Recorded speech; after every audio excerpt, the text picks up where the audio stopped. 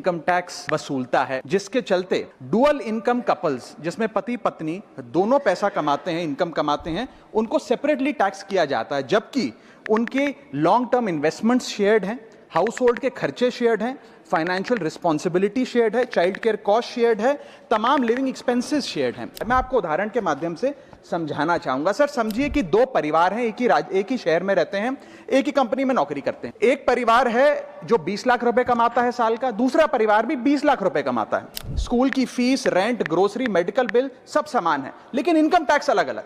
जैसे कि एक पति पत्नी है, राहुल और ऋचा, दोनों काम करते हैं। राहुल साल का 10 लाख कमाता है, ऋचा भी साल का 10 लाख कमाती है। इनकी कुल इनकम 20 लाख रुपए। क्योंकि 12 लाख रुपए तक की रिबेट पर एसएससी इनकम टैक्स देता है, तो ना राहुल को इनकम टैक्स भरना पड़ता है क्योंकि उसकी आमदनी भी 12 लाख से कम 10 लाख है, और ना ही ऋचा को इनकम टैक्स भरना पड़ता है क्योंकि उसकी आमदनी भी 12 लाख से कम है, यानी कि हाउस होल्ड का टैक्स जीरो। दूसरा परिवार है नमन और नेहा। नमन साल का 20 लाख रुपए कमाता है और नेहा ने अपनी नौकरी छोड़ दी। वो घर पर बच्चे का ध्यान रखती है, माता पिता की जो बूढ़े हो गए उनका ख्याल रखती है। नमन और नेहा की भी फैमिली इनकम 20 लाख है, लेकिन क्योंकि इंडिविजुअल टैक्सेशन है, नमन को 20 लाख के हिसाब से, स्लैब के हिसाब से इनकम टैक्स भरना पड़ता है 1,92,400 रुपए, और वहीं नेहा क्योंकि उसकी इनकम नहीं, उस